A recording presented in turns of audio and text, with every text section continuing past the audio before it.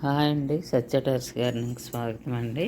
మేము బాగున్నాం, మీరు బాగుండాలని మరీ కోరుకుంటున్నాను. ఇగోండి, మొక్కల కోసం పోషక ద్రావణాలు తయారు చేశాను. పోషక ద్రావణాలు ఇవి అండి: రైస్ వాటర్, పుల్లని మజ్జిగ, ఇంకేమో కిచెన్ రై ఇది బియ్యం కడిగిన కడుగులో కిచెన్ వేస్ట్ వేసానండి. అదో రకం అన్నీ తయారు చేశానండి. ఆనియన్ పీల్స్ కూడా ఒక బకెట్లో 3 డేస్, అన్నీ 3 డేస్ 5 డేస్ ఇలా పర్మిట్ చేసుకొని 4 రకాల లిక్విడ్స్ తయారు చేశానండి.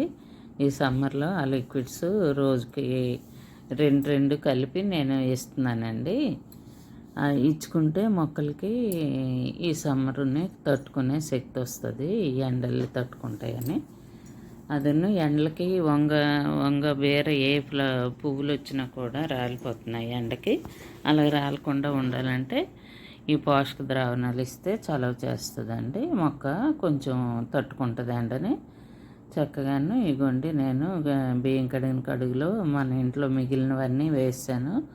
కుడుములు, కాయగూరలు, ఫ్రూట్స్ పీల్స్ అన్నీ వేసానండి.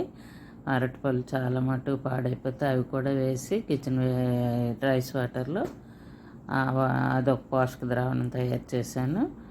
మిగిలిన అన్నము ఒక 5 డేస్ పర్మిట్ చేశానండి. మిగిలిన అన్నంలో 2 లీటర్స్ వాటర్ వేసి అదో ద్రావణం తయారు చేశాను. పుల్లని మజ్జిగ 5 డేస్ పర్మిట్ చేసి అందులో కొంచెం ఇంగువ, పసుపు వేసి అదొక ద్రావణం తయారు చేశాను. ఆనియన్ పీల్స్ బకెట్లో నానబెట్టాను కదా, అదొక వాటర్. ఈ 4 ఒకరోజు 2 రకాలు, ఒకరోజు 2 రకాలుగా మొక్కలకి ఇచ్చుకుంటున్నానండి. ఈ వేడిని తట్టుకొని అవి వచ్చిన ప్రతి పువ్వు కాయగా మారుతుంది రాలిపోకుండానే నేను ఈ పోషక ద్రావణాలు ఇస్తున్నాను. మీరు కూడా ఇలా కొద్దిగా చేసుకొని అలా మొక్కలకి ఇచ్చుకుంటే చాలా బాగుంటుందండి. మొక్కలు ఈ ఎండల్ని తట్టుకోగలుగుతాయి, లేదంటే మొక్కలు పాడైపోతున్నాయి కదా ఎండలకి. అందుకని నేను ఈ పోషక ద్రావణాలు తయారు చేసి మొక్కలకి ఇస్తున్నాను.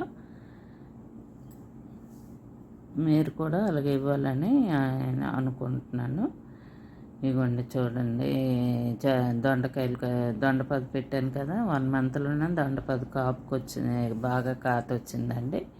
చక్కగా మేము అటు ఇటు తిరుగుతూ దొండకాయలు చక్కగా